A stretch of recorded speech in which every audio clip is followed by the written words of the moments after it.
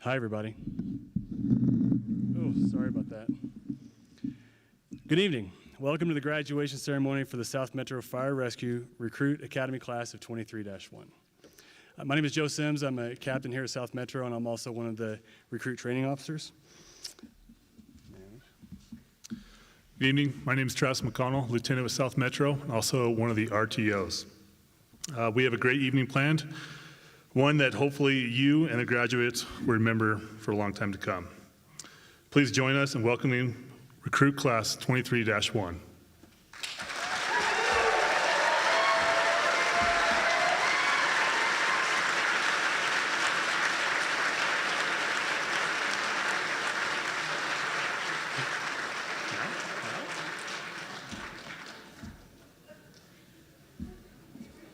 There they go. There they go. All right.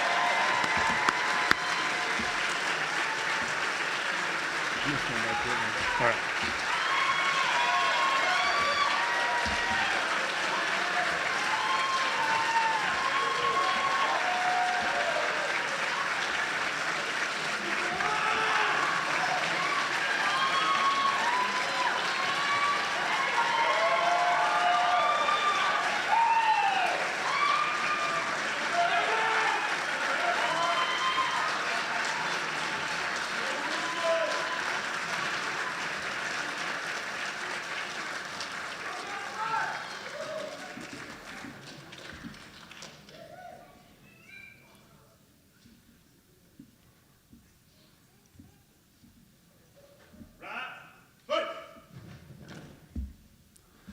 Would everyone who is able please stand for the posting of the colors, followed by a moment of silence.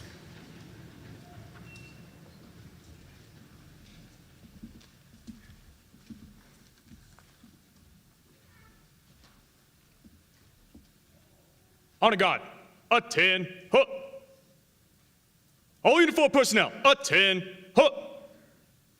Pipe major, by your command.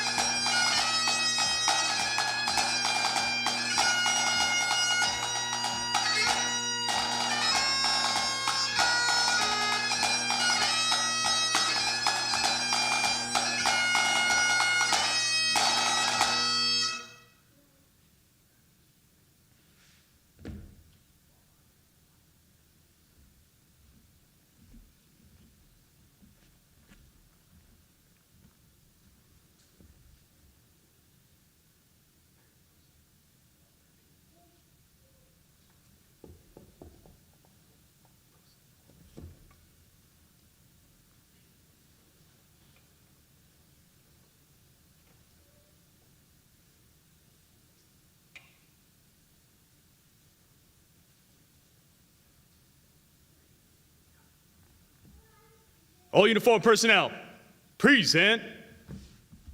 Holmes.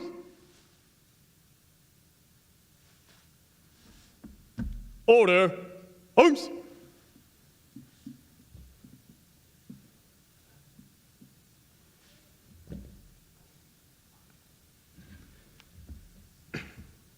The Honor Guard and South Metro Zone Pipes and Drums will now conduct a moment of silence in honor and remembrance of those that have given the ultimate sacrifice in the line of duty.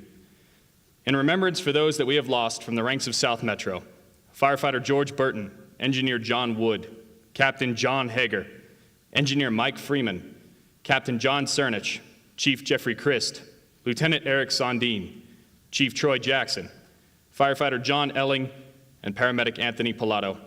For all our brothers and sisters in the military, fire service, law enforcement, and emergency medical services that we have lost too soon, please join me in a moment of silence.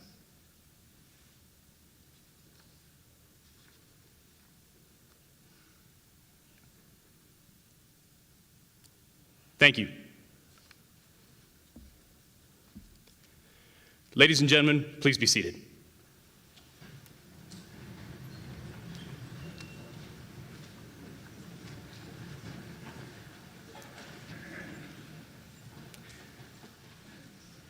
Tonight's a very exciting occasion, and it wouldn't be any less exciting if we didn't retire what we call the Pride Axe.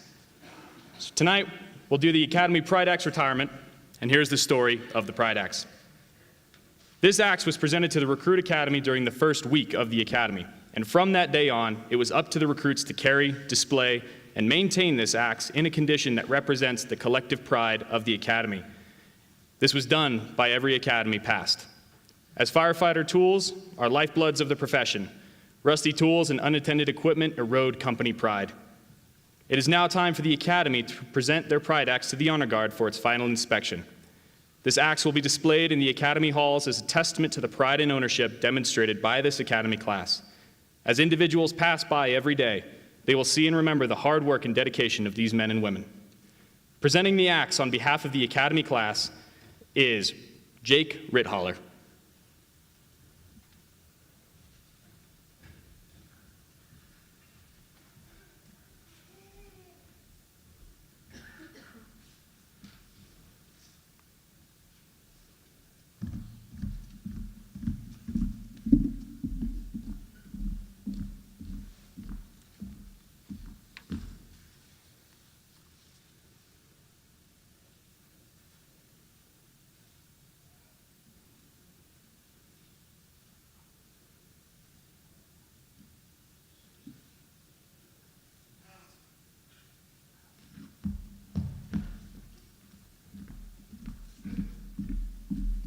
Congratulations, recruits. Your Academy axe has passed inspection. That's a huge weight off their shoulders.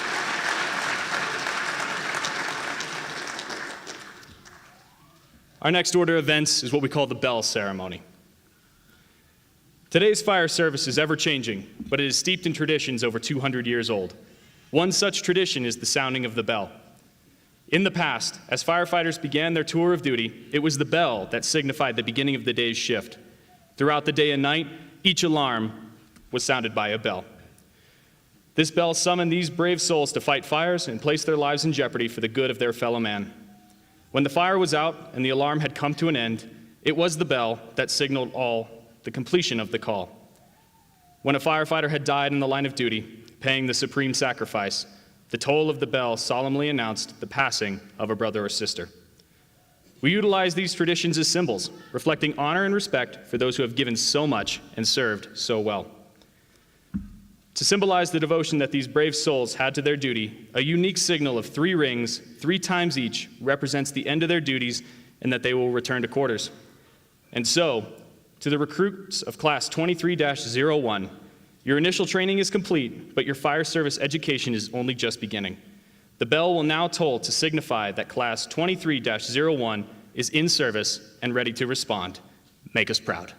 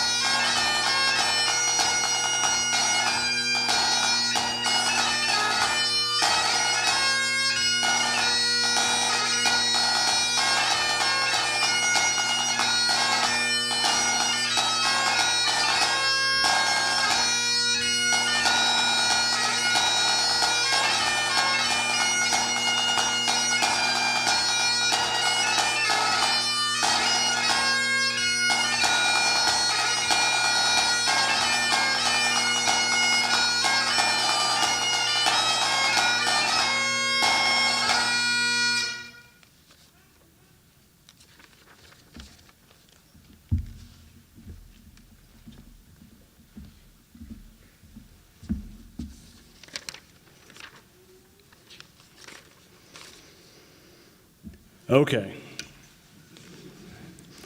Thank you everybody for being here. Fire Academy it's a crazy machine. So recruits, please raise your hand if you had no emergency services experience before this. So the purpose of this academy, which you all know because you supported them through the last 17 weeks of complaining and soreness and sadness, and you supported them. We had people in here we had firefighters, stockbrokers, we have military police, a couple of them played in the high school band. So we had a spectrum of recruits that came in. They come from these previous jobs and they enter into this paramilitaristic life of emergency services and public service. You know, in the beginning, it was difficult just talking about marching, chain of command, how to salute, how do we move as a group, how do we communicate and work as a team in the right way. And within the first 2 weeks, they go, when we have to expose them to very uncomfortable positions and situations where they can't see, they're crawling around, they're entangled, they're wearing all this bunker gear and air pack with a finite amount of air that is not a comfortable situation. And the intent of our academy was to take all these recruits through, whatever their previous experience was, and then kind of just introduce them and really kind of just throw them in the pit so they can really experience what true risk feels like, what it feels like to leave the comfort and the kind of entitlement of a normal job where you're going to take your lunch break and you're going to go home at 5 p.m. or whatever that looks like. And now, at the end of this 17 weeks, our whole purpose was to take them from where they started, and then they become this productive member of a team who's going to respond every time a citizen in our district calls 911. And that's a large task because we're it. It's not, I didn't write it, I didn't come up with it, but there's no 1011. It's people call 911 for an emergency. And when we show up, we have to problem solve, figure out what the issue is, and work together to fix it. And it's no small task to have this academy. We're very fortunate to be here in this department, South Metro. In a lot of neighboring agencies and agencies across the country, the position of a recruit training officer is an assignment. If you get hurt or they want you to work on your skills or whatever, then they'll put you in with the academy class. And that's not for South Metro. So we're just so fortunate we have this full support and this great culture here. So when all the RTOs, all the recruit training officers, we volunteered for this position. We left the 4896 schedule, our crews, who we all love dearly, and we came in here for this 17-week academy. I'm going to talk about the RTOs very quickly. I know it's not about them, but you guys need to hear it. They're amazing humans. Myself, Lieutenant McConnell, Engineer Steve Howard, Engineer Pete Scully, Firefighter Matt Rogers, Firefighter Justin LaBorde, and Firefighter Morgan Griffin. And you guys you were their support, so you understand the hours that they put in, and the recruit training officers have been there with them throughout the whole time. But not only that, so we have our training bureau who supports us and helps us get everything down to the drill ground that we need to run this thing. We have our strength coaches who are there well before the recruits to get them through PT. I think Coach Shuck's going to talk about the amount of fat this group lost in the 17 weeks, and it's very impressive. And it's all because of him and Tommy and Coach Eddie, and they're incredible. We have our wellness program, so anytime they're hurt, we're fortunate enough to run our own basically injury protocols. We have our own workers' comp doctor here, and so when they would get hurt, we would send them over to Mineral. They would try to lie about it, pretend like they're not hurt because they think they're going to get fired immediately. We tell them, go get fixed, and then we can have a turnaround of the same day where they get treatment and come back. In addition to our wellness, with the physical therapy, we have our cognitive performance coaches who come in and help them learn how to operate, think critically in stressful situations. During workouts on the drill ground, they give them all these tools to where they can actually function as a thinking person instead of just going back to that lizard brain that just tells you to get out of the building at all costs.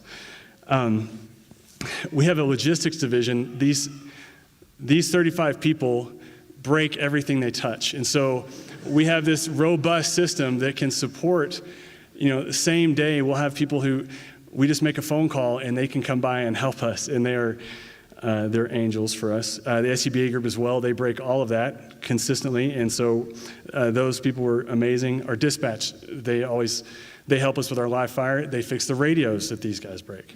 There's a lot of breaking, and the chiefs understand that, and they're very kind to me about it. They understand what has to happen. Dispatch, finance, everybody in the mineral building is amazing. Our human resources department. And then we're also fortunate enough to where, there are 7 of us, but we don't have to be the subject matter expert on any kind of topic that we're going to teach the recruits. They give us the autonomy and the ability to bring in line crews on a weekly basis to come help teach these recruits. So it's not just coming from us 7, they hear it from the line people. And we have an outstanding group of people, uniformed personnel in this department, that we can rely on to come in and give them the absolute best instruction. And it cannot happen without South Metro supporting that. And I want you guys to be proud of your recruit, and I want you to be proud of the agency that now you guys are all a part of as well. I'm going to call up Lieutenant McConnell, and he is going to say some things.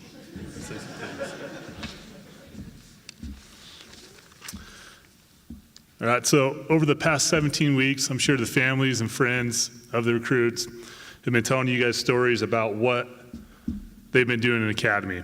Some of these stories are probably true, and some are probably more like fishing stories. So in order to show everyone here what they have been doing the past 17 weeks, the South Metro Public Information Office has created a video. We're going to show that to you now.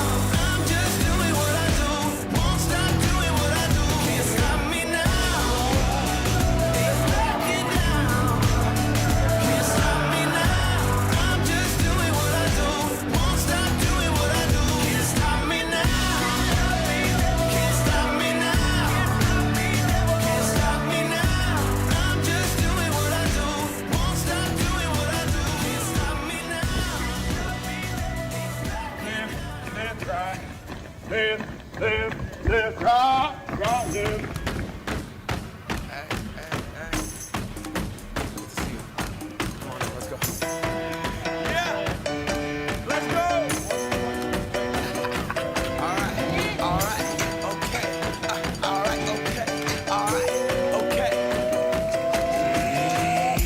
The Mac. Get up what it is, what it does, what it is, what it isn't. Looking for a better way to get up out of bed instead of getting on the internet and checking a new hit. Me get up, first shot, come strut walking. A little bit of humble, a little bit of cautious. Somewhere between like Rocky and Cosby's for the game. Nope, y'all can't copy yet. Bad moonwalking, and this here is our party. My posse's been on Broadway, and we did it all way. Chrome music, I shed my skin and put my bones into everything I record to it. And yeah, I'm on. Let that stage light go and shine on down. Got that Bob Barker suit game and Plinko with my style. Money, stay on my craft and stick around for those pounds. But I do that to pass the torch and put on for my town. Trust me, on my INDEPENDENT shit hustling. Chasing dreams since I was 14 with the 4-track bustin'.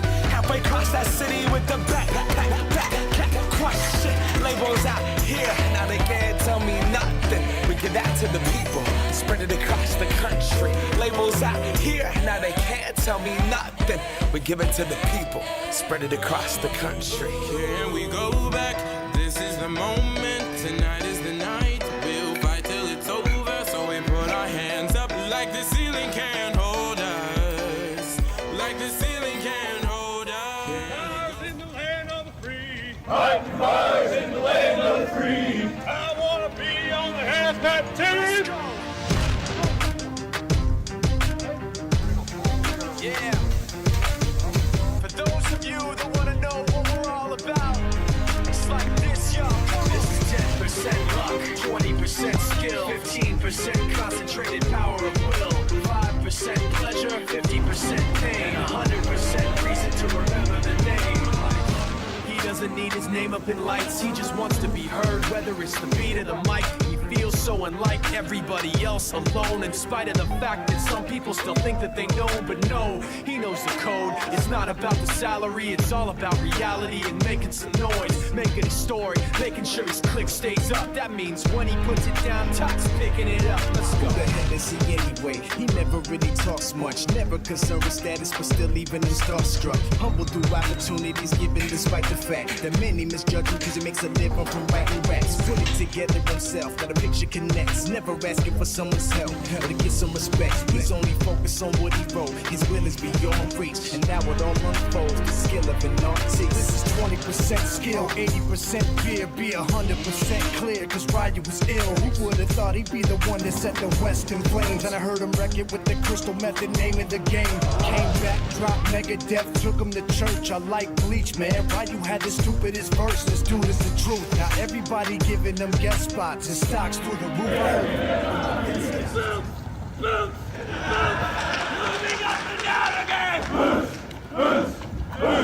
Moving up and down again. There's no discharge in the world. There's no discharge in the world.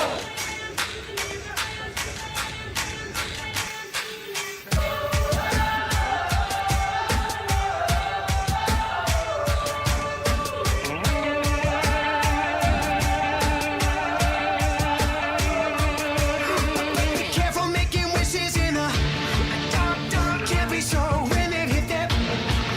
And besides, in the meantime, I'm just dreaming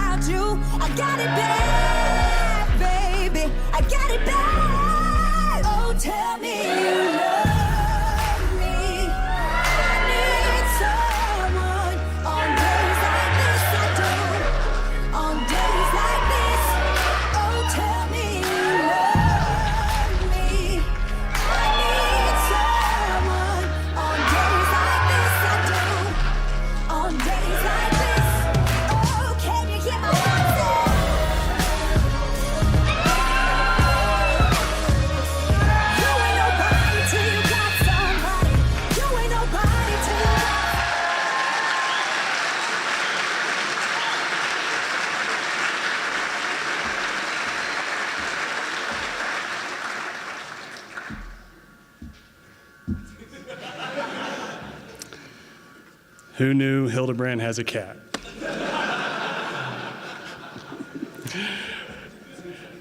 All right, so now we're moving on to Fire Academy Award presentations. So presenting these awards, we're going to have Recruit Training Officer Steve Howard, Morgan Griffin, and Strength and Conditioning Coach Chris Scheckler.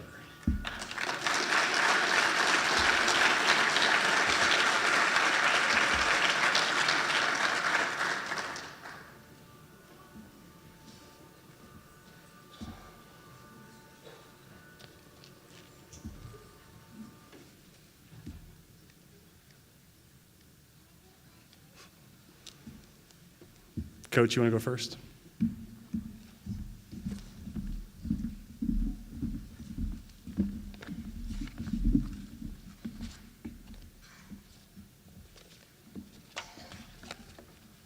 All righty, good evening.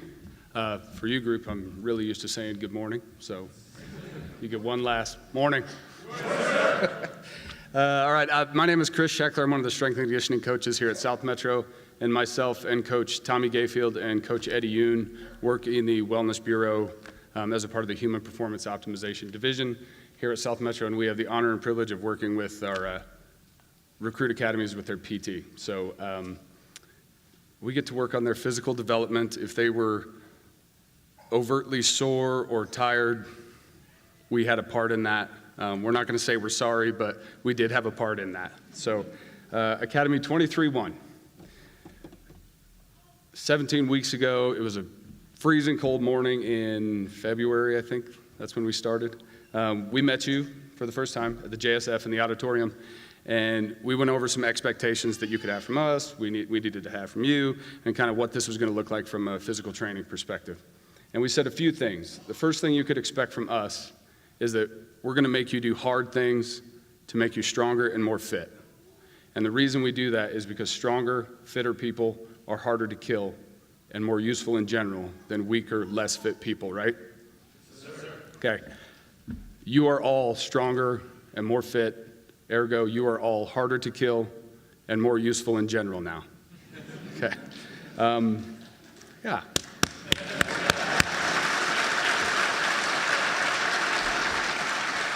Now, that being said, this is just the start, right? The last 17 weeks was just a building of a foundation. The onus is now on you to keep that up. And we've talked about this before, but now we have a lot more witnesses. Stay on top of your physical fitness.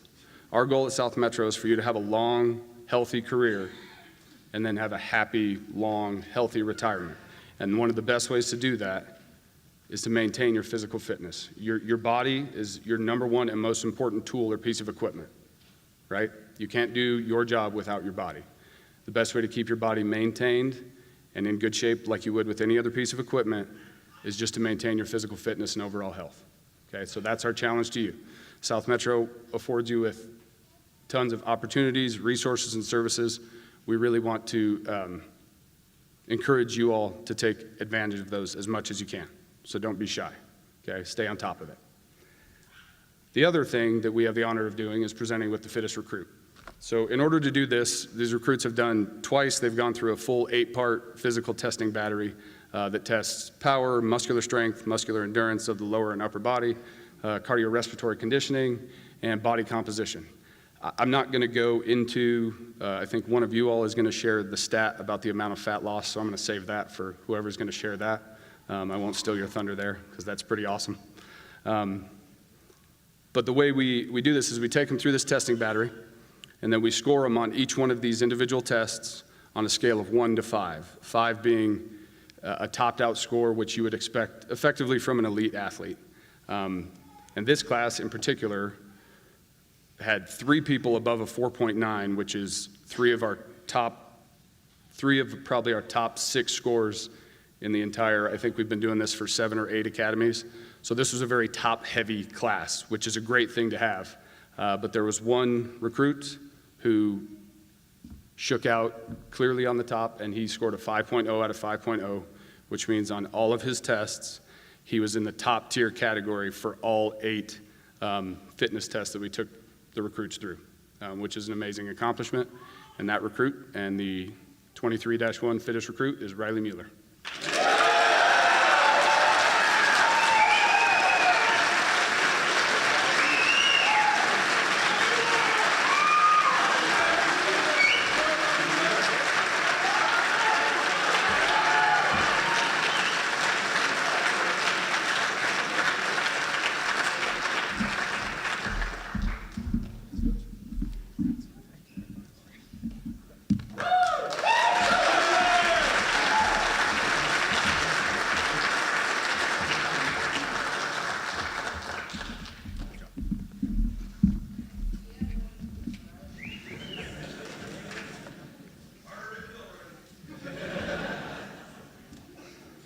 Congrats, Riley.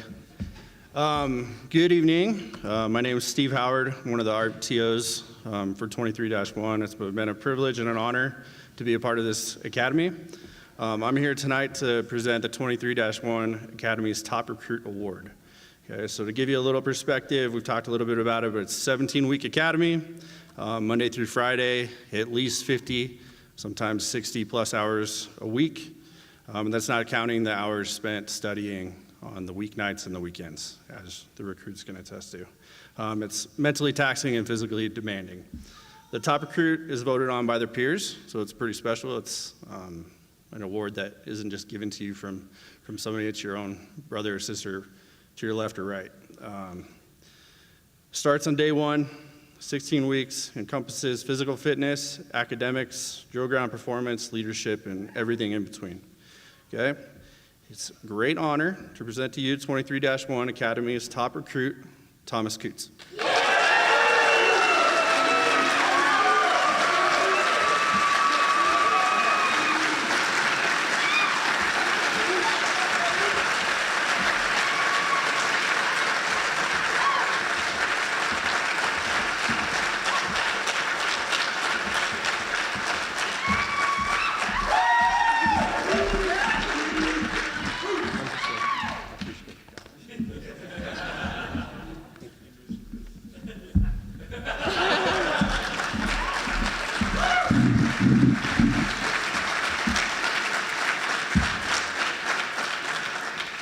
Hi, everybody. Thank you for being here. My name is Morgan Griffin. I'm also an RTO. For the past 16 weeks, the 35 recruits that you see here have been putting in the maximum effort, not only physically on the drill ground, but also scholastically. Class 2023-1's valedictorian is calculated through a cumulative score that is collected throughout the academy. The receiver of this award exemplifies focus, discipline, and drive. This is the highest level of academic achievement. It is extremely competitive and incredibly commendable. I'm honored to present this award to recruit Jared Henry.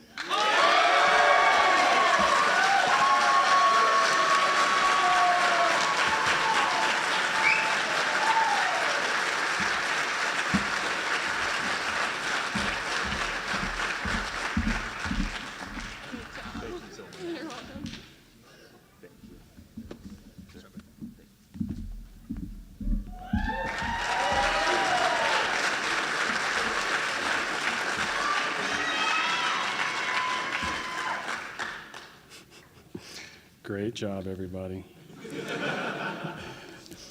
Okay, we're gonna move to the commencement address for this academy. Please help me in welcoming Deputy Chief of Emergency Services, John Curtis. Thanks, buddy. Appreciate it. Good evening, everyone. I'll preface this by I feel like my voice is on the verge of collapse, so you'll have to bear with me a little bit, and hopefully it's not an omen that I talk too much and I'm gonna keep you here for the next half an hour. I promise that won't happen, so I'll just get right to it. I'm extremely humbled by the opportunity to speak in front of all of you tonight in the absence of our fire chief.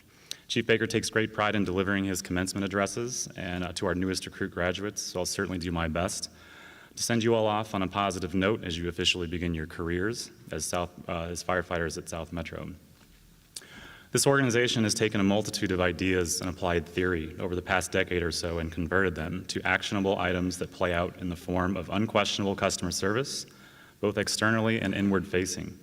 We pride ourselves on being able to provide unmatched and exemplary service delivery to our citizens while providing an environment for those doing the work that is challenging, rewarding, and sustainable over the duration of a long career.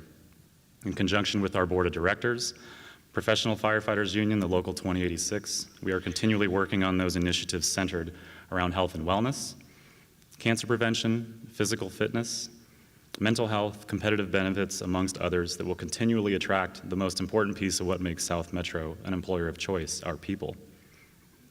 I'd like to thank our board of directors, the command staff, our administrative staff, and our local who consistently support our initiatives that better this organization. The human capital investment in how we take care of our own is at the top of our priority list. We are consistently inspired at the levels of care and service that our men and women deliver on a daily basis. Through execution of regimented training, preparation, diligence, and the desire to serve others, in a profession that is clearly one of privilege and acquired public trust. A direct result of the work put in by many individuals that you will be working alongside with here at South Metro, and by those firefighters that paved the way in decades or centuries past from around the world. Don't ever take the public's trust for granted, and better yet, please eliminate the risk of compromising it and its development by those who have gone before you. Use common sense and do the right thing always. Our job as leaders in this organization are to find ways to establish the mechanisms that best represent who we are as a fire department. The large majority of that focus centers on our genetic blueprint and how we can best support and extract the wide areas of talent, experiences, stories, skills, and leadership that will continually set us up for success in the future. A wise cohort of mine continually reminds me that during difficult times or significant challenges to always remember to focus on your people. Bring them up, challenge them, test them, support, and engage with them. I realize you spent the last several months engaged with a group of recruit training officers that offered you nothing but their best. Every minute, hour, and day of those weeks. Their desire for the job and passion to instruct are second to none. I'd be remiss to not give a quick round of applause for everyone who helped you in this journey, from our strength and conditioning coaches, members of the training division, as well as our line crews, and especially for the RTO group led by Captain Sims, Lieutenant Travis McConnell, Engineer Pete Scully, Engineer Steve Howard, Firefighter Justin Laborde, Firefighter Matt Rogers, and Firefighter Morgan Griffin. So let's give them a round of applause, please. Thanks. Remember that they gave you everything they had. Remember that this place is made up of divisions and bureaus that do exactly that. They give everything and work tirelessly behind the scenes and on the front lines to ensure that you're taken care of. Just remember that this organization prides itself in all areas, and that we start supporting you all, like I know you'll be doing the same when you begin your journey online here soon, with the incredible men and women that make up our line operations. I'd encourage you to give back to this job in ways that you're able, and support all of the components that allow you to do the job that you do. We are all on the same team, the same mission. This might be the most important part of this address, so please pay attention. Your families, your close friends, your kids, your spouses, wives, husbands, significant others, they are all there for you the most. Hands down, supporting you unconditionally and in ways you might not completely be aware of. You need to pay attention to those relationships. They know what you are doing is noble, but they also know that there is great risk when you go to work every day on every shift. Be there for them and find the balance. Of course, we're going to push you to be committed within the organization, but I need you to be even more committed at home. Your families are your biggest fans, and you simply need to understand the shoes they are in as you go to work to serve on a holiday or miss a birthday or any other important occasion. It's not easy from the other side, so just be cognizant of that.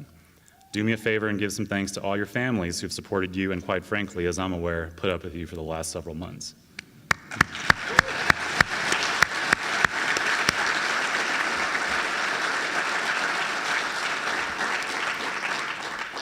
Each of you, the men and women of Recruit Class 23-1, have completed a significant step in your early career journey by completing this academy. I've been fortunate to witness what you've experienced as both a peer and as an RTO for 2 academies. The range of emotions can certainly run the gamut. I'm sure you can each fill in the blank as to what those were to you, some appropriate and some not appropriate for this room. I would hope that the accumulation of this step, that you're now completely focused on the reality setting and that you're about to perform the duties of firefighter for real. No more burned buildings or cans. No more mannequins or functioning in a controlled environment. Now you'll experience fire behavior and smoke conditions in unfamiliar buildings that can't be duplicated on the drill ground. Rescues that will require you to throw a ladder in a timely manner, because if you don't, those entrapped victims will suffer. Some patients will unfortunately have the desire to harm you when you're showing up just to render care. Extrications and auto accidents on the highway will pose risks to you and your brothers and sisters. Knowing all that, you will have to walk into people's homes on literally their worst day with the expectation to be at your best. Every single call. Those are the expectations from the citizens that live in our district, and those are the same expectations from myself and emergency services. Mistakes are bound to occur, and that's okay. What isn't okay is a lack of effort, laziness, complacency, or simply treating someone poorly. These last few sentences aren't designed to be a scare tactic, rather a reality check that it all starts now. It's why you're here, it's what drew you to this profession, and it's why you signed up. You're also as prepared and ready as you can be to hit the ground running with some of the best people in the industry who will always have your back. Take care of your fellow crew members like family, because they are your family. Have each other's backs. Look out for one another on that highway or in that apartment. Make sure that your crew is intact when it's hot and there's no visibility in that basement. Do those things, and you'll make this difficult, dangerous, risk-filled job look much easier than it really is. Be there for one another, take care of your people, and be one of the things that is of utmost importance to me. Be resilient. Find ways to take the hardships of this job, because there will be hardships, and continue to strengthen and sharpen your own iron and those around you. Challenge them, thank them, be humble. It's what's going to be tough at times, yet filled with bountiful rewards in what you can't really understand until you do it. You are the neighborhood superhero now. Make sure that you give those kids a high five that look up to you in adoration and amazement. Give out the stickers, take the time to engage with your communities. Be all of those things, but at the same time, take care of those superpowers and take care of yourself, physically and equally, if not more importantly, your mental health. Our culture has shifted to make this a priority and to take care of those that are struggling. Yes, be strong, but don't let yourself get to that place, and know that we're going to be here for you, just like you are to our communities, and you have my commitment on that. To conclude, I wane back and forth about some meaningful leadership quotes or some other statements that I believe would have held, or that are dear to my heart, and are certainly a lot of those. But instead, I felt it appropriate to share a quick and deeply meaningful story with all of you. And I'll focus it quickly on the purpose of sharing this, in that the impact each of you have on the people who you care for are profound, on every single call, no matter how significant or insignificant you might believe it to be. Back in November, I experienced having to rely on the profession that I call my own for the first time with my parents. My father unexpectedly passed away on a Saturday morning while at home with my mother. They live up in Arvada and we're in North Golden. When my mom called, I knew immediately without asking that something terrible had happened. I threw some shoes and drove over, realizing she hadn't even called 911 yet, so I did that on the way over. I arrived about 30 seconds after Arvada Fire did, and was quickly met by Lieutenant Emily Jury, who informed me very compassionately that my father had been down too long to start any resuscitative efforts. I didn't argue, I trusted her, and I actually didn't even want to head back to see my dad yet. I went immediately to a place that I was used to because I knew this environment thousands of times over. 20 years as a paramedic, both here and in Denver, put me right into dealing with my mom, dealing with what AFD was asking for, knowing it was part of their job, dealing with APD for the same reasons, and not even comprehending emotionally what was taking place with my father.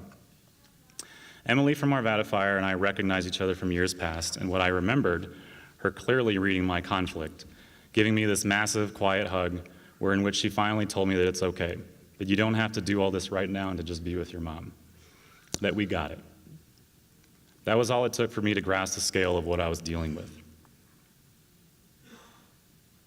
I'm sorry. And to let the guard all the way down. And while grief sends you on the most unpredictable journey, it goes without question that the impacts of the crew on what was one of my worst days is something I will absolutely never forget. So while it might be your 14th call at 2 in the morning, when you're tired, beat up, or possibly frustrated, just realize that the home you're walking into and the people you're interacting with are relying on you to be the expert, to be professional, accountable, compassionate, and engaged. Your impact can last forever with just 5 minutes of time to show them that you really do care. A few words, a quick hug, take the time, give reassurance. Thousands of calls can prepare me for that moment, and it took a firefighter to set me straight as to what I needed to do. It's your demeanor, your tact, your professionalism, expertise, and empathy that people are looking for you for.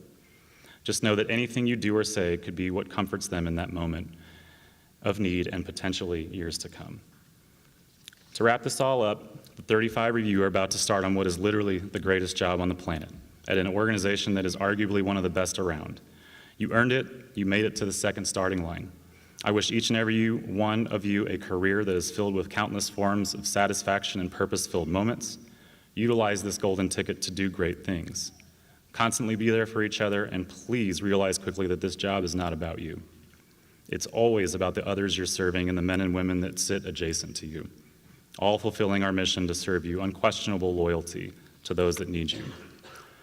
To the graduating class of Recruit Academy 23-1, stay safe, look out for one another, and make it home. On behalf of all of us here at South Metro Fire Rescue, congratulations.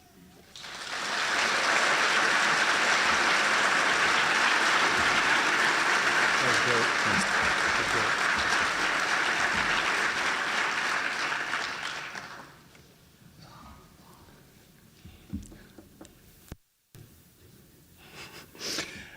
So now we are going to invite, I'll preface this. So about 10 days ago, we had the recruits decide, they voted tallies for who they thought should come up and give a presentation among themselves. And it's for you to decide if they did it out of admiration or punishment. It's fine.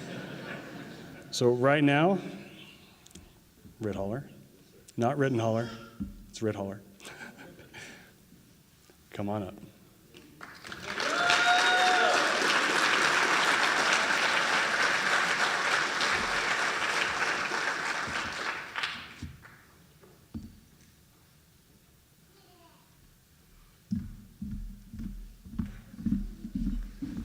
Let me stand right here. You stand right there, please.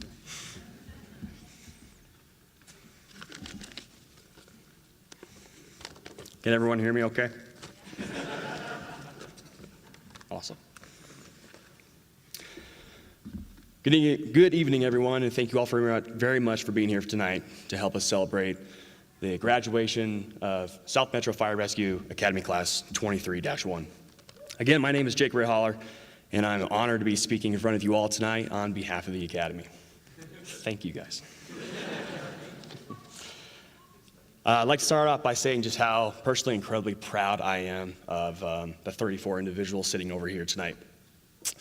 Throughout the past 17 weeks, these individuals have faced unforeseen adversity, intense physical training, difficult academic endeavors, except for Henry, and strict testing processes. Some of the training that these recruits went through within Academy include SCBA training, confined spaces, deploying and advancing hose lines, deploying ladders, victim rescue scenarios, full structure fire evolutions, all of which are done for hours and hours during the day so that we can ensure that our competency in these skills grow more proficient. Another aspect of training, which was a lot of fun, was something called a consumption test. Is when you wear your full bunker gear, you wear your SCBA, and you exercise until your air runs out. And the worst of which was a run that we did once, where you run until the last person in the entire academy runs out of air. So if you have someone like Dustin Orr or a Mueller in academy, you're going to be running for a very long time. So, along with the daily physical skills and physical challenges that everyone went through, these recruits also had to stay academically proficient and keep up with the IFSA standards to be a firefighter and, of course, the standards for South Metro Fire Rescue. There's no time to study during the daytime when we're in academy, so these recruits have to find time to study in the evenings when they're home with their families and, of course, during the weekends. So a lot of time is sacrificed from their families. So even though all that stuff is going on outside of academy, the lives of these recruits doesn't stand still. Everything is still happening, and they have to deal with it while they're gone for 12 hours a day at the JSF. So some exciting things that have happened for these recruits is that recruit Dustin Werner married his wonderful wife, Gabrielle, in the middle of academy.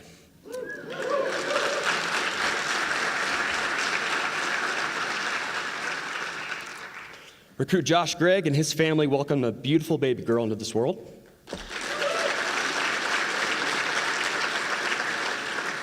And recruit Dustin Orr and his wife welcomed a handsome baby boy.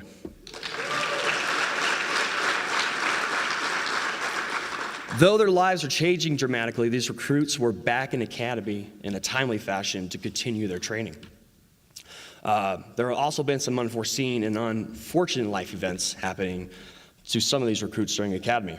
We had 2 recruits sustain injuries during training, both of which had to wear casts for the remainder of academy, and they had to adapt, overcome all their physical limitations at the time, so that in order to demonstrate their competency to the cadre.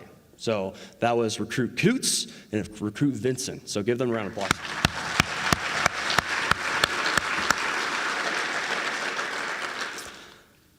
We also had a recruit lose a loved one. We had a recruit been dealing with their daughter having a blood disorder that's yet to be diagnosed. We even had a recruit be diagnosed with thyroid cancer, underwent a procedure, and was back at the academy the next week.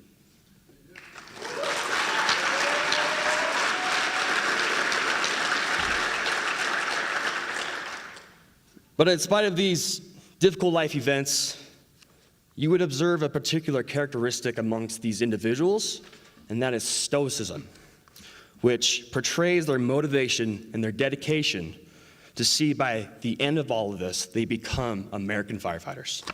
So, it's amazing.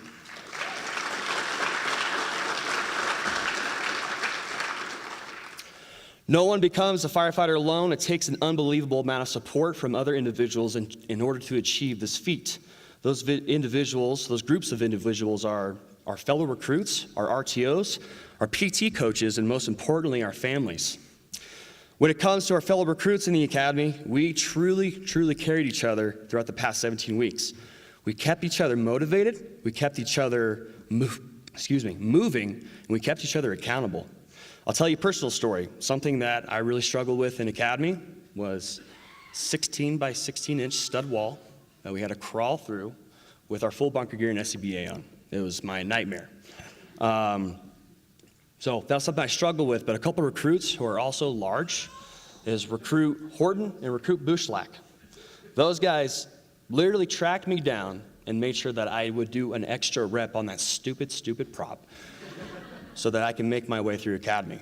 So that's just one example, but there's many others just like it. Someone is always leaning on somebody else, and somebody else always has the strength to carry somebody through so that we are all sitting here tonight.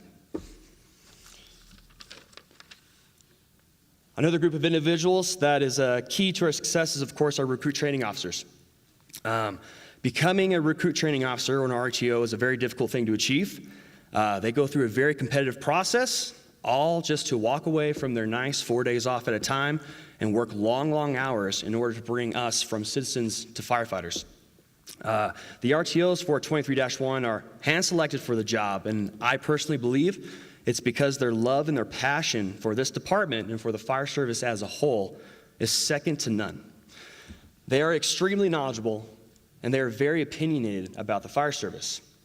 Opinionated. I know that has a bad connotation, but let me explain.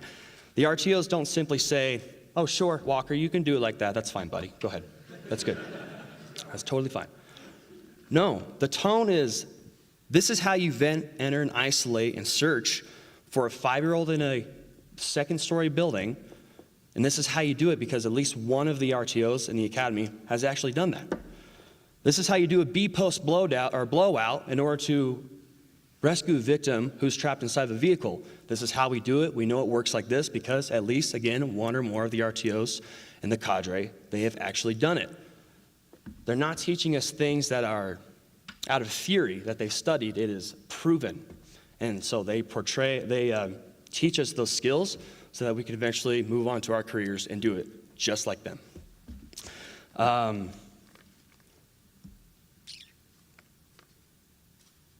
And for the entirety of the academy, they have always set the standard for service, and they set the tone for professionalism. So for Captain Sims, Lieutenant McConnell, Engineer Howard, Engineer Scully, Firefighter Laborde, Firefighter Hearn, and Firefighter Rogers, thank you all very much for turning us into firefighters. Thank you.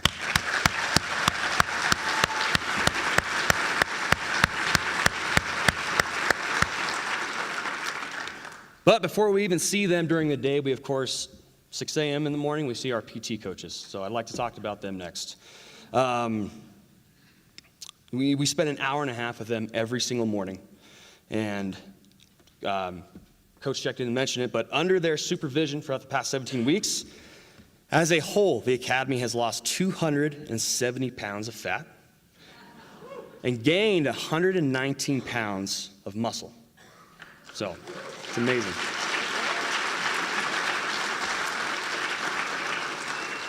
We truly have it made here at South Metro. They have 3 extremely professional coaches having an eagle eye on every move we do inside PT.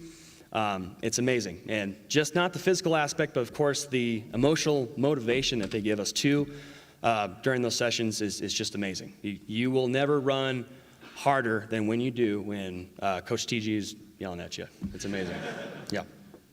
The militaristic component of Academy also starts at PT in the morning. We don't just meander in and do our thing and then we're at attention for the cadre. It all starts with the personal trainers. So, for example, if we're doing squats, we do it together for warm up. Down, up, 1, down, up, 2. If it's lateral squats, it's actually down, up, 1, down, up, 1. And if you mess it up, Coach TG says, nope, and then we start again. Or Coach Yuna say, start again. So they're setting a high standard for us, and they were a huge part in our development to become the professionals that we want to aspire to be. So thank you very much.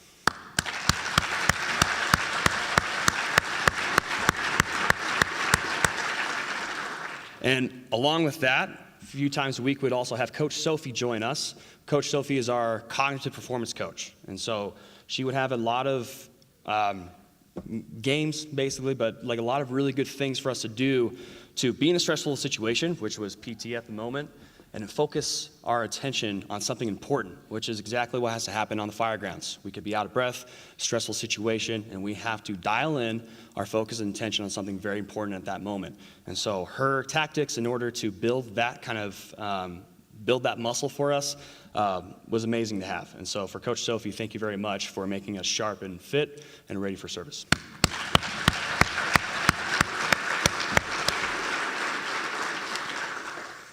And of course, another group of people that's very important to get a firefighter through Academy is, of course, our families. So if you are a wife of a recruit, will you please stand up? Any wives of recruits, please. Thank you.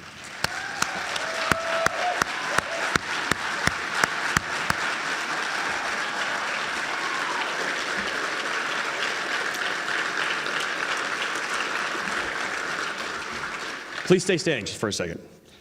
If you're wondering what strength, courage, and patience looks like, look at these individuals standing before you.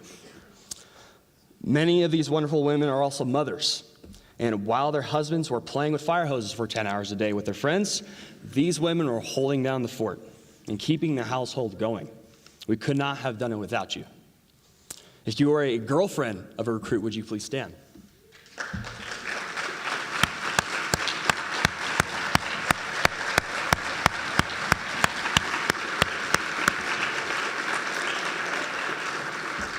Same goes for you. Very important. For your boyfriend to come home at the end of the night or talk to you at the end of the day about everything going on, your support was huge.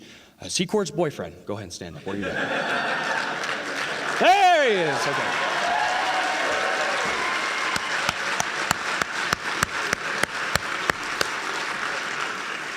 Same for you, buddy.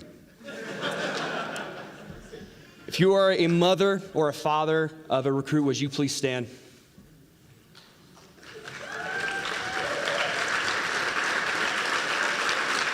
If you are a grandmother or grandfather, aunt, uncle, or just a close friend of a recruit, will you please stand? If you had any kind of support for these individuals.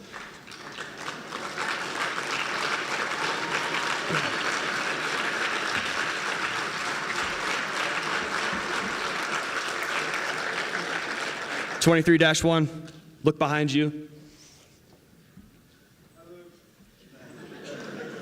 And remember why and how you got here tonight. Thank you.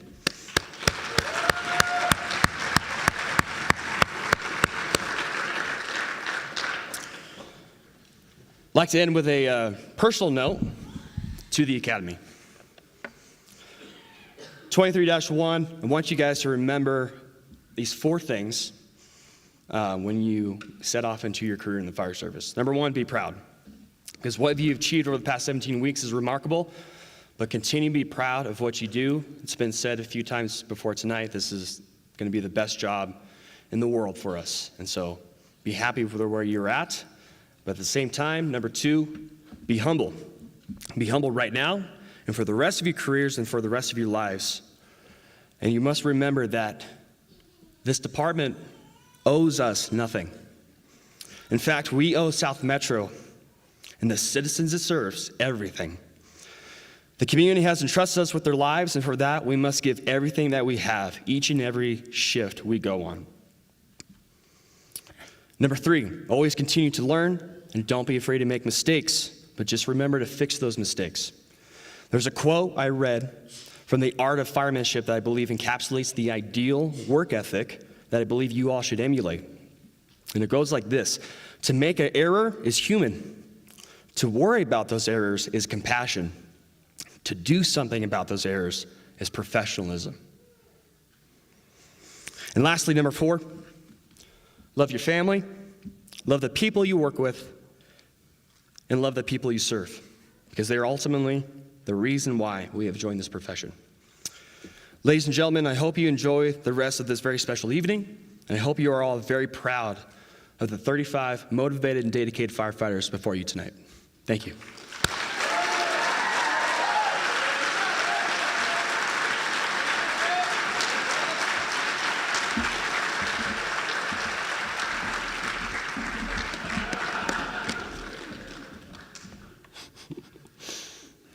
I'll keep it inside. I won't say anything. Great job. Okay, we are going to move on to the presentation of the badges. So can I have chief officers in the room and the recruit training officers please come up to the stage. So the recruits were supposed to text the people who are helping. If they did not, this is what's going to happen. When they come up, crisply, like professionals, they're going to come over here. Once they're on this side, if they've asked you to come up with them for the pinning, then you can come over, stand right here, and then we'll call them up one at a time. And they worked with me on the pronunciation of some names. So it's not intentional if I mess it up.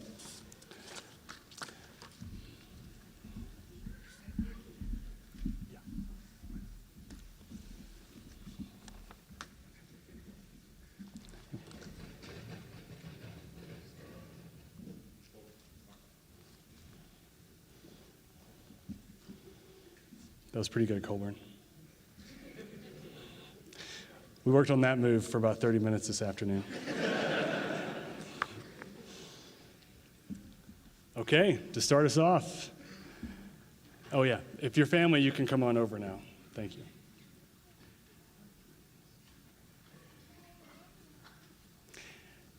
And if you are bringing children up, please don't stress if they are wiggly or loud. It is completely fine. We understand.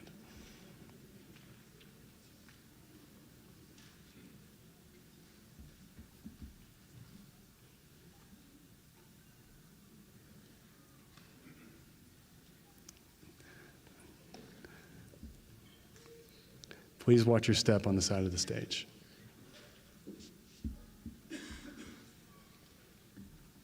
All right, first up, Seth Barnes, being pinned by his grandma Bonnie and his stepmom Tana.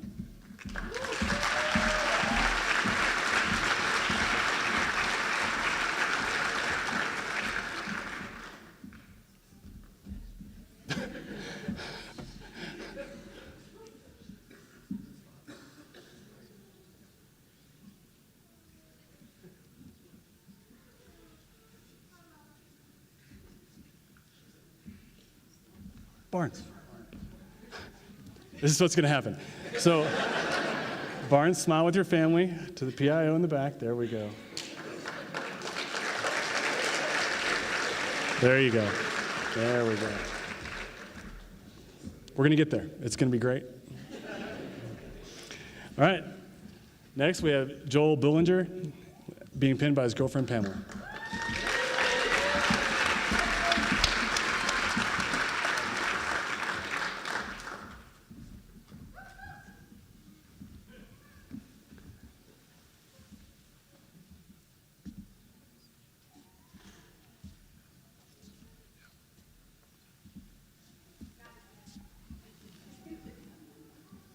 Perfect.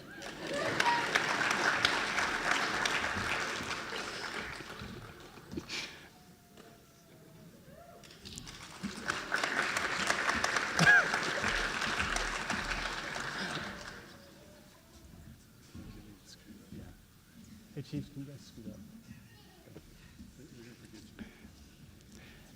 And the camera's amazing. You don't have to go to the middle of the stage for the picture. You can just sit right here. It's great.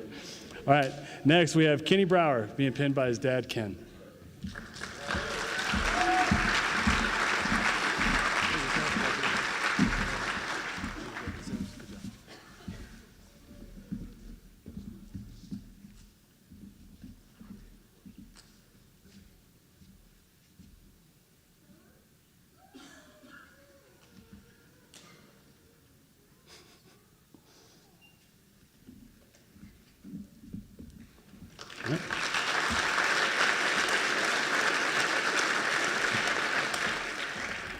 Next, we have Brandon Bushlack being pinned by his parents, Brad and Kristen. Good job. Congratulations.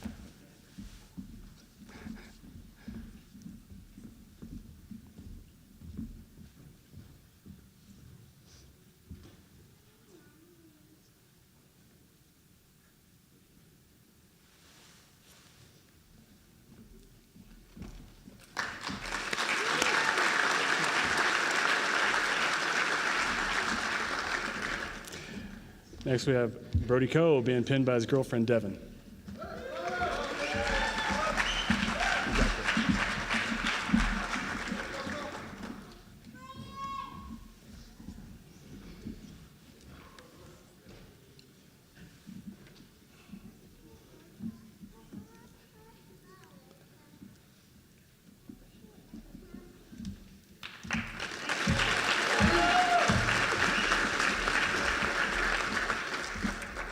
All right, next we have Daniel Colburn being pinned by his wife Tessa, his kids Cora, Emmett, and Alice. Good job. Good job.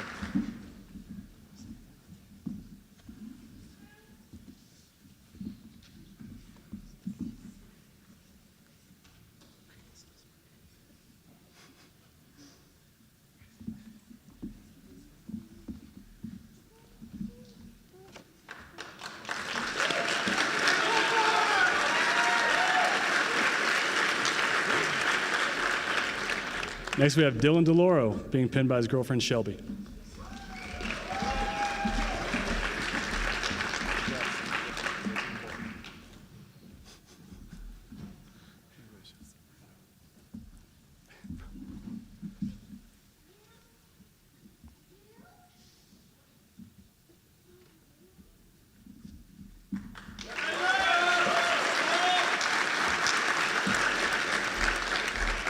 Next, we have Jason Dahl being pinned by his parents, John and Patty.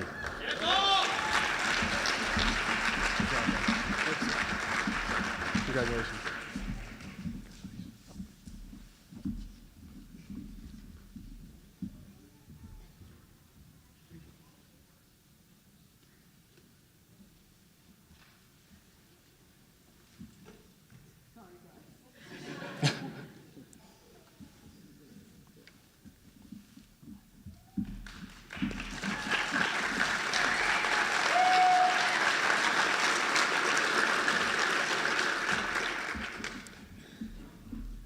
Next, we have Isaac Gaspar being pinned by his fiancee, Anna.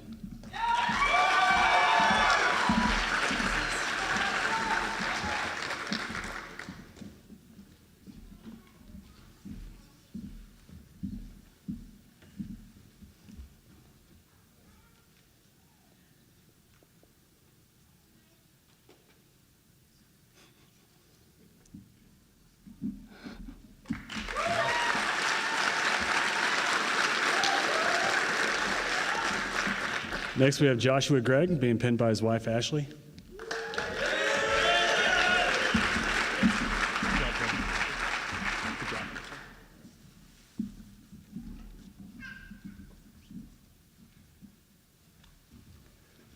He's smiling. Did you guys see that? Were you allowed to smile? Sure, go ahead.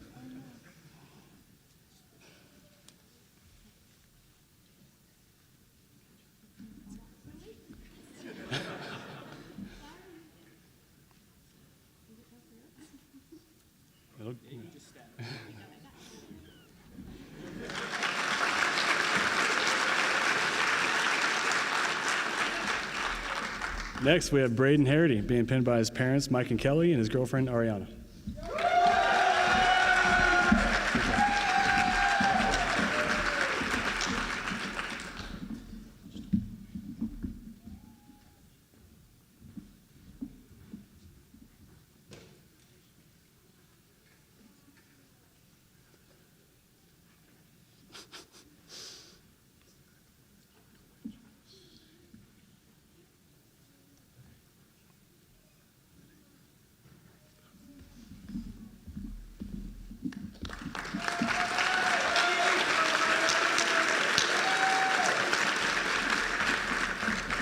Next, we have Gabriel Hartzler, pinned by his parents, Gregory and Valerie.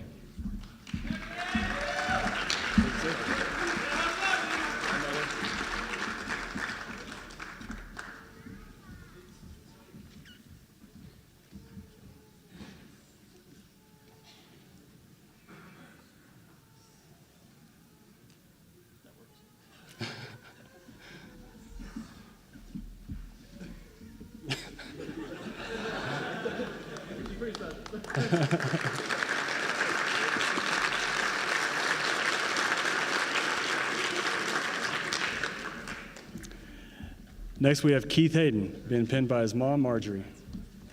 Good job, baby. Congratulations, man.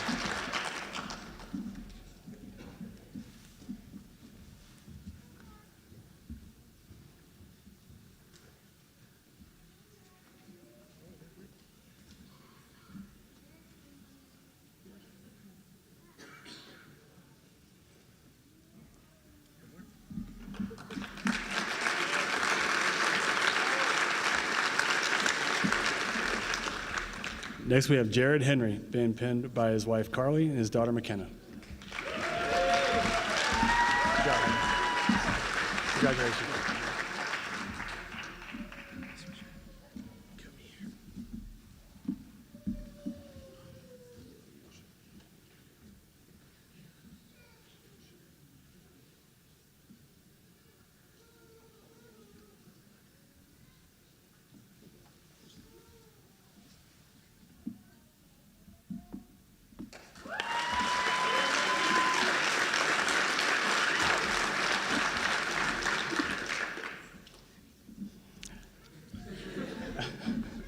Next, we have Brett Hildebrand, being pinned by his girlfriend, Holly, and his parents, Greg and Marilee.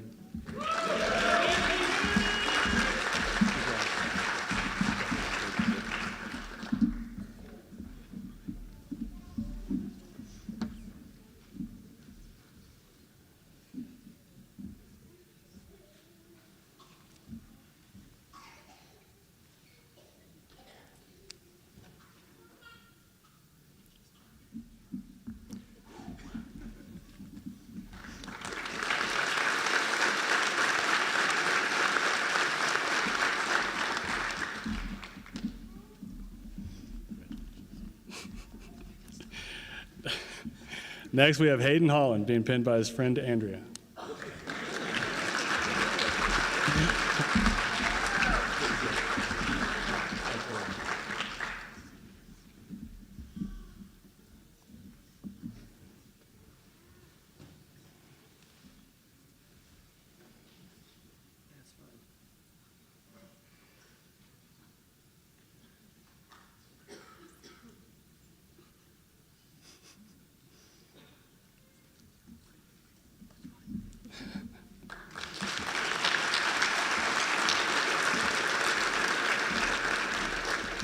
Next, we have Alex Holmes, being pinned by his parents, Steve and Kim.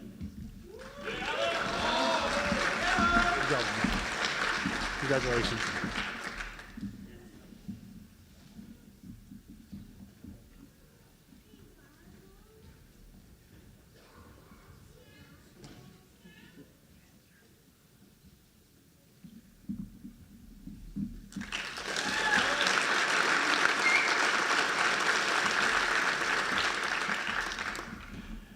Next, we have Matt Horton, being pinned by Perry Knocktree, South Metro firefighter.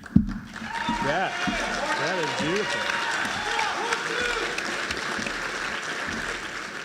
With that mustache.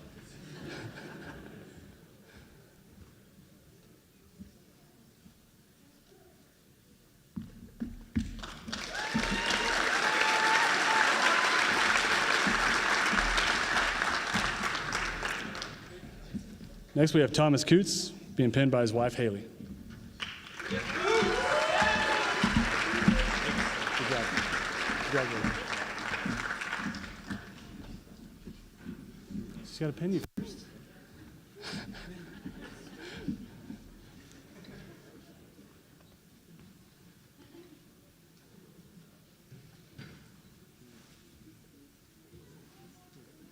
Nailed it.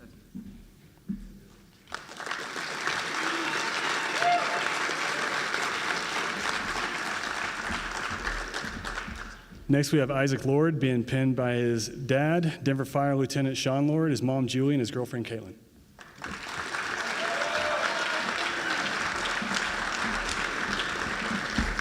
Good job.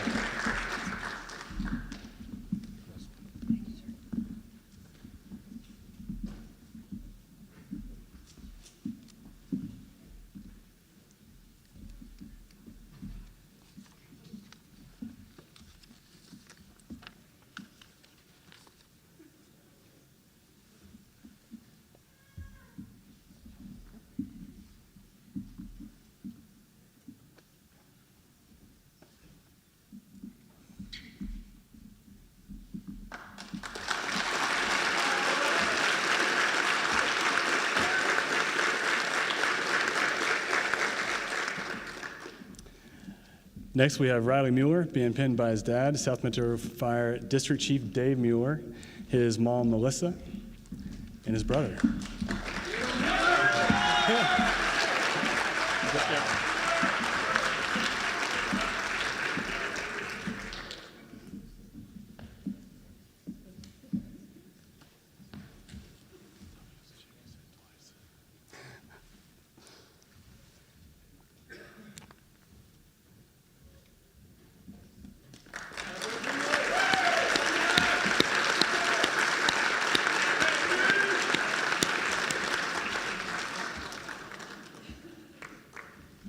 You made it, Mueller. Good job.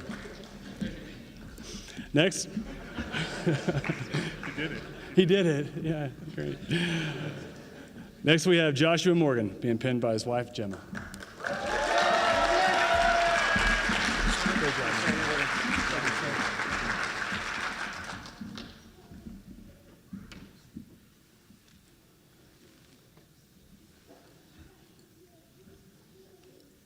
Nailed it.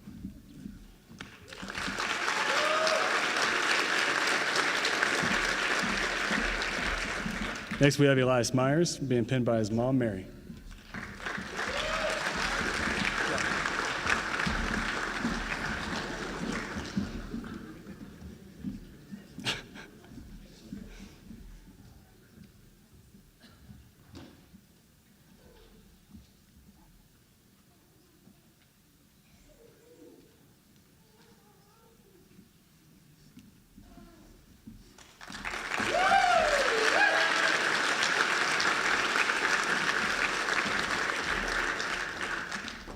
Next, we have Tyler Nelson being pinned by his wife, Kelsey, his kids, Cade, Crew, Kinley, and Haven. I'm sorry. Good job. I'm sorry.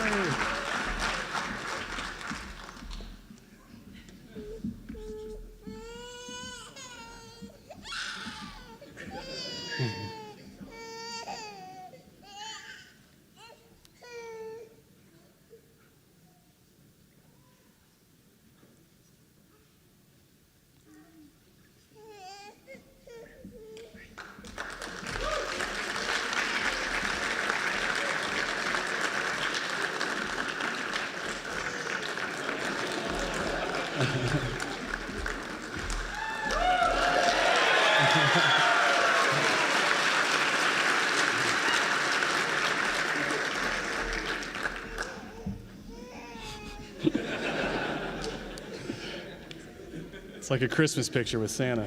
He's screaming. Next, we have Michael Olgeen being pinned by North Metro firefighter Charlie Charbonnet. Double.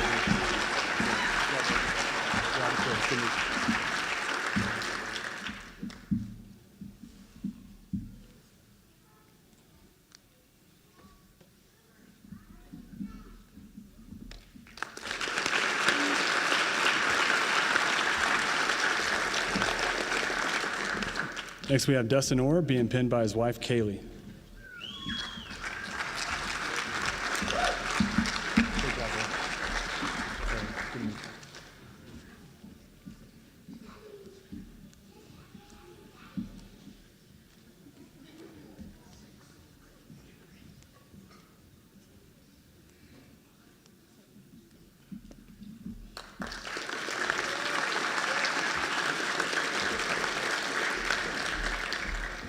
Next, we have Charles Richard being pinned by his fiancee, Emily.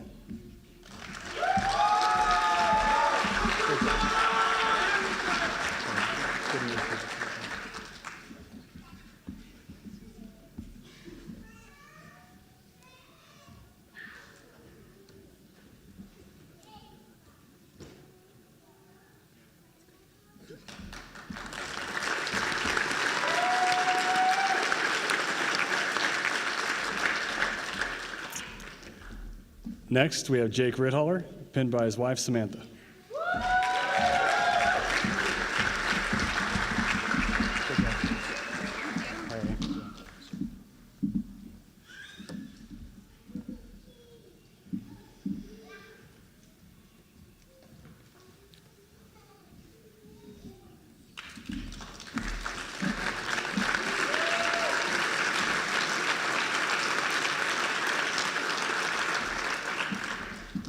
Next, Carter Robertson, being pinned by his wife, Miranda.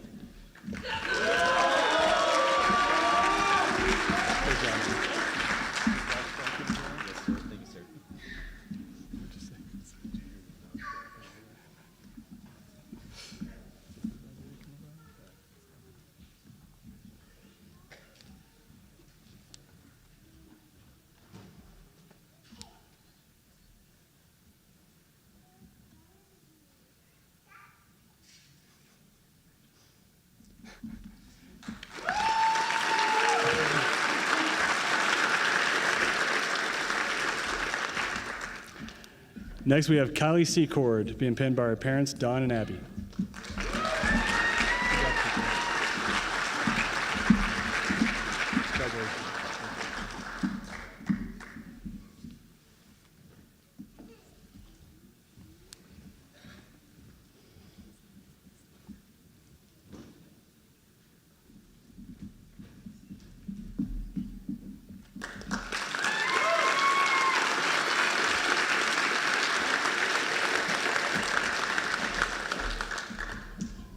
Next, we have Pierumberto Sosta, being pinned by his wife, Caitlin, and kids, Isabel and Madeline.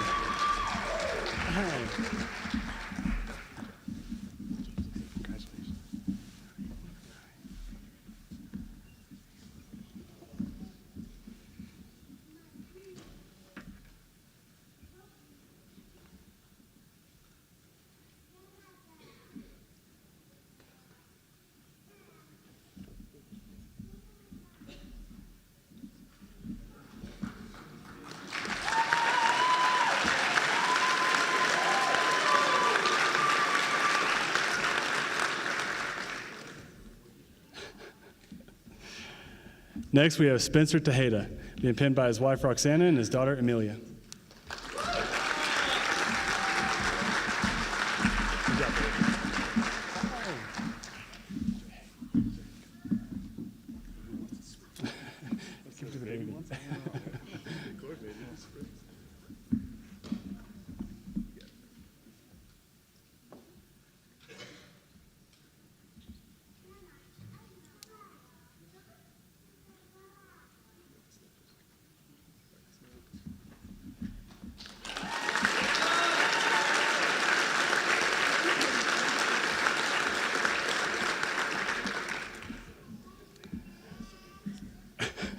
Somebody's got to take the baby. There you go. Next, we have Cameron Vincent, being pinned by his girlfriend, Camille.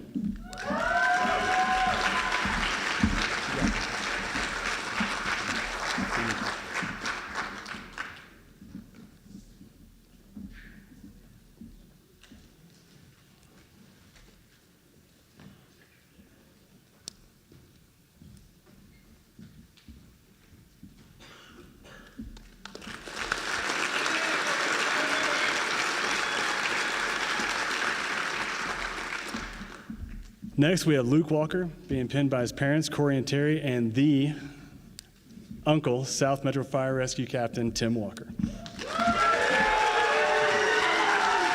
Congratulations.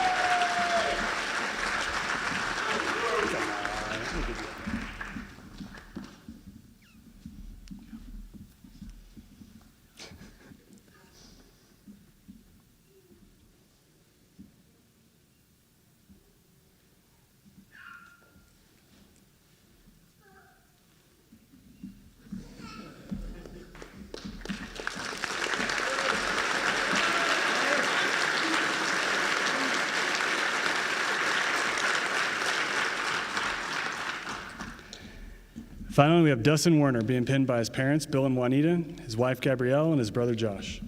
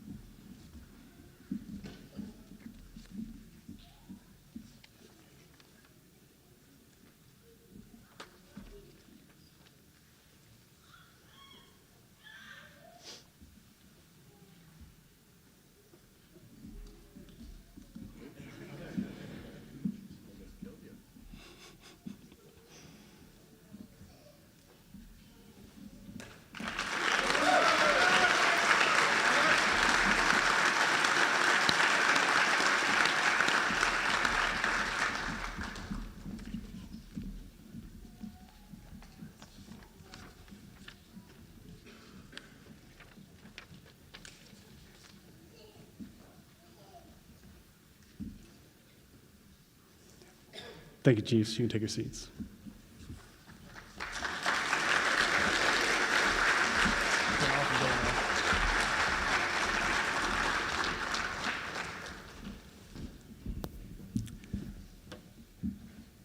The oath of office for the position of firefighter is one of the most sacred and adhering statements one can utter.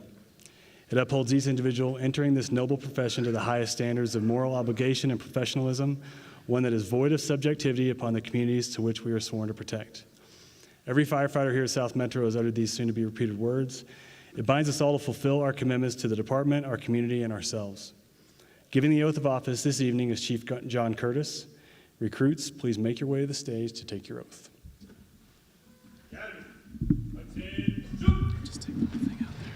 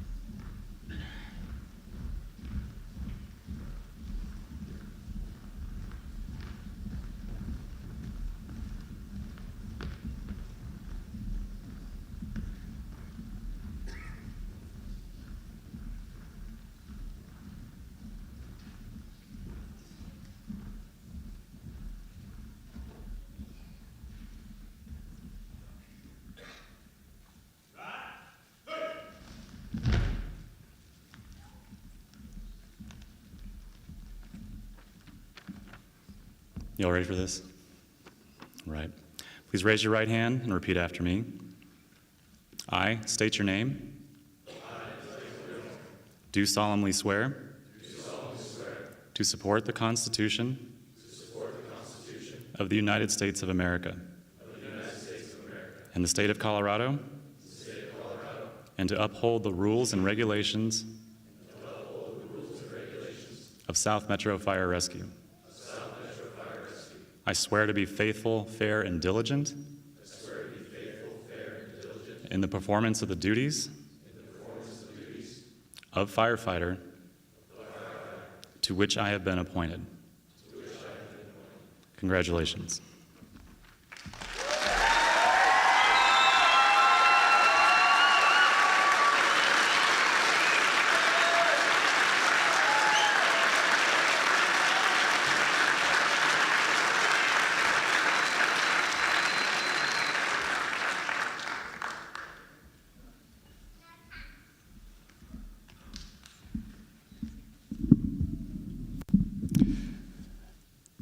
Giving the benediction is South Metro Fire Chaplain Lieutenant Jeff Hulley.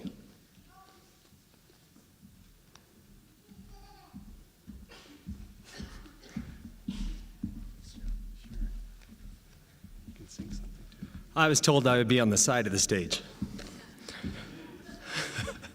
My name is Jeff Hulley. I'm one of the line lieutenants as well as one of the line chaplains.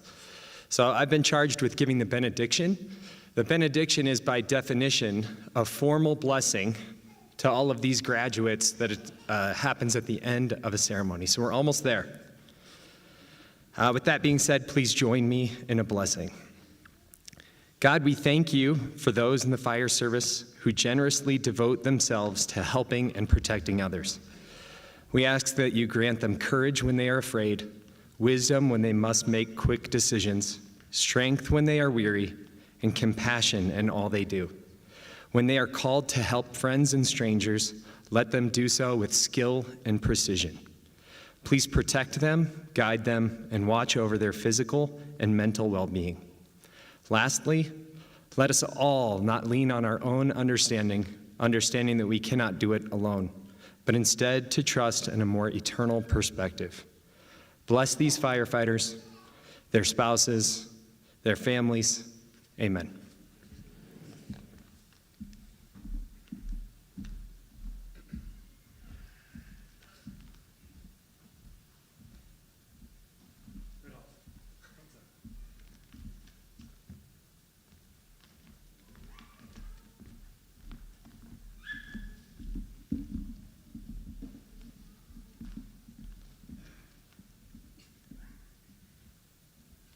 Academy, attention!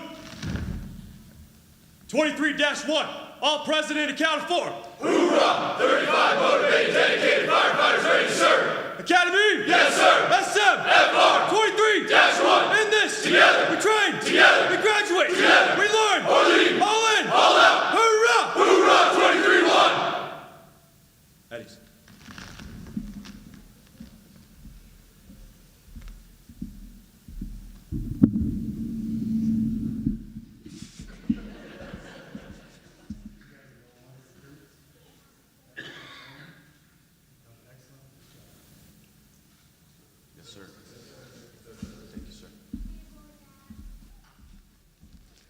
Take them out.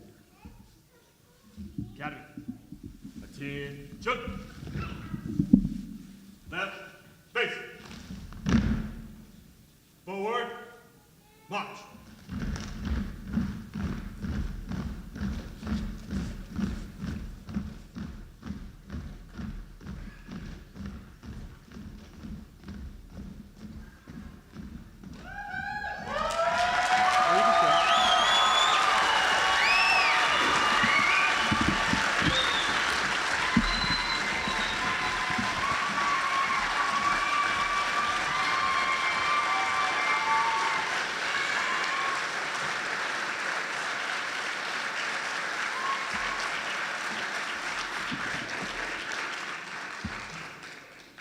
This is not comfortable in the middle of the stage with no podium to lean on.